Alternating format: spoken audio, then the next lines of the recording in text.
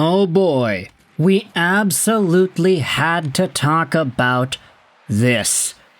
Now, full disclosure, I am recording this audio on the night of Friday, June 13th, so there is a little bit of a buffer between the time I'm speaking into this microphone and the time this audio is being heard on YouTube. But that doesn't change the sentiment here. We have ourselves some commentary, some updates in regards to the Vancouver Canucks and their quote-unquote trade situation in net, and I wanted to dive into the latest scoop courtesy of Rick Dhaliwal's hit on Halford and Bruff in the Morning on Friday. It's my today. It was your few days ago, but big shout out over to Rick Dhaliwal as always for providing the hot takes and the hot scoops. But also, big shout out over to Canucks News Summaries, who went out there and summarized all of these notes here. Now, there's a bunch to go over in regards to Pius Suter, the Canucks' first-round pick, Brock Besser, the Abbotsford Canucks as well, but I wanted to focus on the goaltending. Because there is a dedicated segment to Vancouver netminders at the beginning of the hit here, and these updates from Dhaliwal are certainly interesting. Let's dive into them here. Canucks goaltending. The Vancouver Canucks will have trade options if the extension negotiations with Thatcher Demko are too far apart. This is because there are not a lot of goalies available on the market. The Canucks, they have a wealth of depth at goaltending. Silovs' play has also caught the attention of many NHL teams. They're in a really good spot in terms of using a goalie to acquire a forward if they wanted to do that too. Prices are very high, and the Canucks don't have the best trade capital. However, Dhaliwal is also not hearing the Canucks are having hot and heavy contract talks with Thatcher the Snatcher. Now, that doesn't tell us too much directly, but it does give us a pretty good idea as to how the Vancouver Canucks are assessing their goaltending of not just this upcoming season, but of the next few years. Thatcher Demko is in the last season of a reasonably priced contract of $5 million. It expires at the end of next summer, and starting July 1st, the Canucks will have the opportunity to get into extension talk with Demko. Obviously, he is the quote-unquote best of the three between him, Lankinen, and Silovs. The only problem is the other two guys can be hot at times, and Demko isn't really coming off of a hot year. Yes, he was a Vezina finalist just 1 year ago, but after the season that was, where he posted up the worst save percentage of his career at .889, you're starting to see that Thatcher the Snatcher is in a little bit more of a precarious spot than one would expect for a guy who gets nominated for the best goalie in the NHL. That being said, there is a sort of discussion to have about the goaltenders in regards to Kevin Lankinen. He had himself that extension, not a super expensive extension, but still an extension nonetheless that commits Vancouver playing time to him. And Arturs Silovs is doing some pretty good work in the AHL.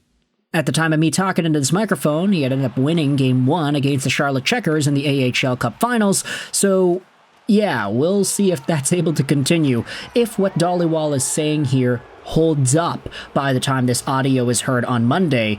Hey, NHL teams are looking at Arturs Silovs, they're being impressed by him. It puts Vancouver in a pretty interesting spot to potentially capitalize on that momentum.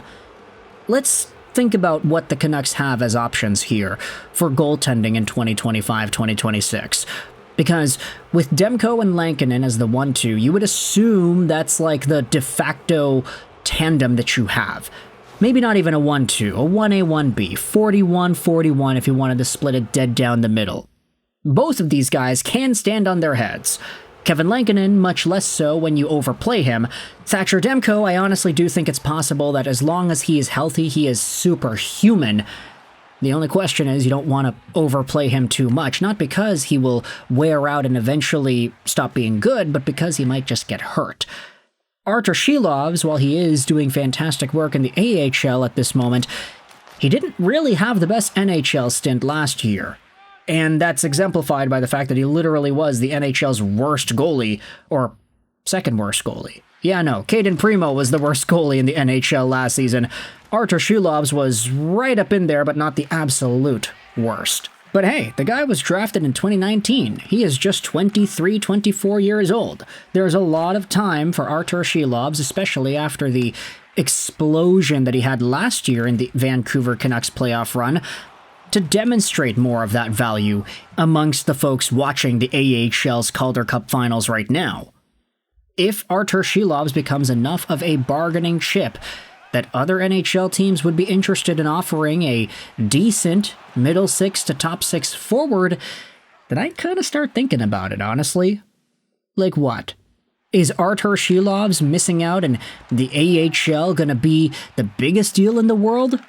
I get it. You want to see the Abbotsford Canucks do as well as they can every year, and they're quite literally in the finals right now, but there are a number of Abbotsford Canucks guys that are going to be off the team next year, guys who don't have contracts, guys who might be looking for other opportunities. The point is, it's not guaranteed that Abbotsford does well next year anyway. And so when you think about it, like, do you want to prioritize the success of the Abby Canucks, or would you rather just see them be an AHL development team and try to develop some of these other guys, like Nikita Tolopilo? He's right in there. He had an NHL start by the time the NHL season ran around. So is he somebody that you try to think about more in a developmental capacity? Do you force Silovs out and you give Tolopilo that opportunity instead? Who knows? If Lankinen and Demko is your 1-2, then maybe that's your option. However, there are other possibilities. You're probably not going to trade away Kevin Lankinen. You just signed him to an extension. It'd be kind of unreasonable to make a move with him. So let's think about Lankinen and Silovs instead. If the Demko contract negotiations aren't too friendly, and there isn't really a projectable way for them to become friendly in the next few weeks here, maybe then the Canucks decide to themselves, okay, well, let's make this Vezina-nominated goalie available on the market. And if a team is going out there and believing in the profile that he has and believing in the recovery that he has gone through too since last year, then maybe there's a chance the Vancouver Canucks can get a really good player in exchange. Don't get me wrong. We can say all this about Arturs Silovs potentially grabbing some assets in a trade, but Thatcher Demko would get a lot more. Even if his contract is expiring, even if he is hurt, just because the weight of acquiring an elite goaltender who has that established label, that's already huge. And so, ultimately, I wonder, where do the Vancouver Canucks go with their goaltending in 2025-2026? I do not think it's likely they go with a triple goalie rotation. We've seen how the Canucks don't like to spend extra money. If they don't need to pay guys, they don't want to. So, if there are two suitable goalies, one of them has got to go. Either they get traded straight up, or they get sent down to the AHL, and of course we know that neither Demko nor Lankinen is going to be there. So with all that in mind, I want you to let me know your thoughts in the comment section below. How do you feel about the Vancouver Canucks goaltending situation, and what does this indicate to you, the direction as to where everything is going? Also, if by the time this video is uploaded and there's already a trade or something that went down, then I'll look like the ultimate fool here. I'll say that for sure. It's happened before, believe me, but I just gotta cover all my bases just in case Demko or somebody gets traded on Sunday and I'm making this video on Friday to be uploaded on Monday. So, yeah, lots to go over in regards to the Canucks and their goaltending, right? I want you to let me know your thoughts in the comment section below. How do you feel about the state of Vancouver goaltending and this trade update in regards to Demko, Silovs, and Lankinen? Do you think it's possible? One's more likely to be moved than the other? Which one is that in your opinion? Let me know in the comment section below. I hope you enjoyed this video. And bye.